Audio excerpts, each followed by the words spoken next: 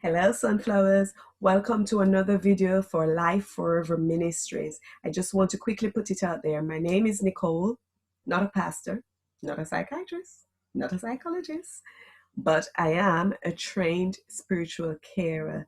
And what that is just another term for chaplain. That being said, everything discussed here is from a Christian perspective, but it's not representative of any particular Christian denomination. If you like what we're discussing, hit the like button, hit subscribe, and don't forget to hit the notification bell so that you will be notified of new videos. Right. So, sunflowers, question: how is it going clapping with one hand? How is that working out for you? I find it quite challenging.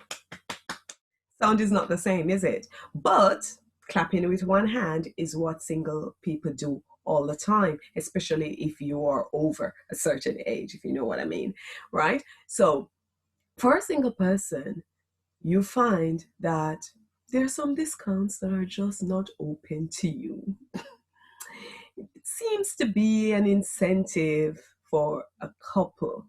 There's an incentive for people to be married because there's so many insurance companies that offer discounts to couples. Mobile phone companies offer discounts to couples. Want to get onto the housing ladder, you find it's so much easier if you are married. Makes sense.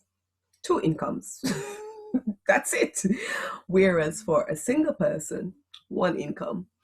So though it's not impossible, it's just somewhat more challenging. It's more challenging to get yourself a mortgage. It's more challenging to cover all the bills. However, it is not all doom and gloom. It's actually great because here you are as a single person doing it by yourself. It doesn't matter what your income is. You are paying all your bills. You're covering everything. You're clothing yourself. You're feeding yourself. You're doing all of that. Your mortgage is covered, or if it's not a house that you've bought, your rent is covered. Whatever your circumstances are, you are using your single income covering all of that. You balanced your own checkbook. So that is actually a great thing. You are financially secure. You have your money stacked away in your bank account. It doesn't matter how much, but you have it together as a single independent person. You are also financially independent, and that is something to applaud, I think, anyway. All right, that being said, for a lot of single people, we hear men say they want a virtuous woman, the Proverbs 31 woman. They're not easy to find. They are rare, like rubies, right?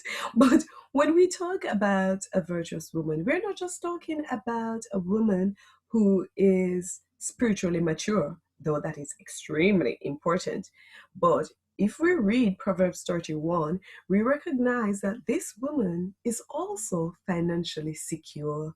This woman can maintain her family, right? She has the wisdom to know when to spend and when to save. A lot of single persons have that locked. On the other hand, there are women who say that they're searching for a Boaz. Boaz is not just a man who is spiritually mature, not just a man who is going to cover you in prayer. He's also that person who is financially secure, that person who knows how to maintain a household, right?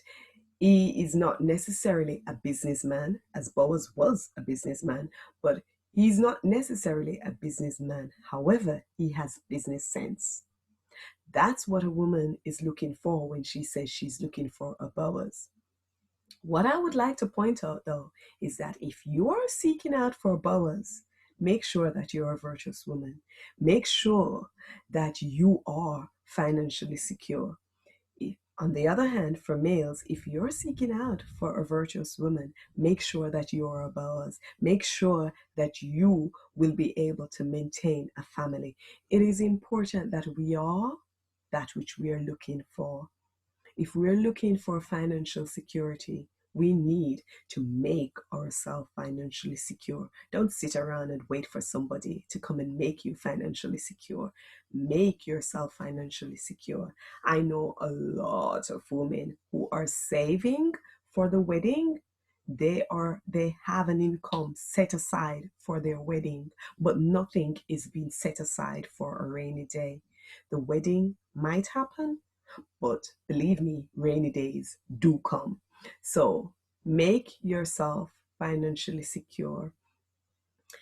Another thing that I would like to point out is that when we get to that point where marriage is definite, we have met that person and we know this is where we're heading, I think it is important to be able to open up financially, you know, let the person know this is what I'm worth. That's just what I think. We should be able to say, this is what I am worth. There shouldn't be any secret there because you are entering into a relationship where you will be depending on each other financially. So I think there should be some transparency when it comes to finance.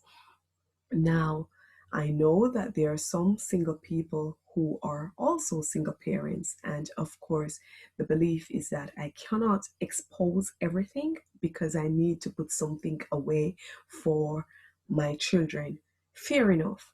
Question that I would like to ask you though, what do you think? Do you think that financial transparency is important for somebody who is definitely sure that this is the person that they want to spend the rest of their life with?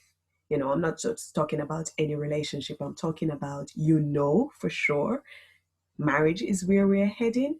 Do you think that on both sides, whether male or female, there should be financial transparency? Comment below, let me know what you think. Okay, sunflowers, continue to bloom.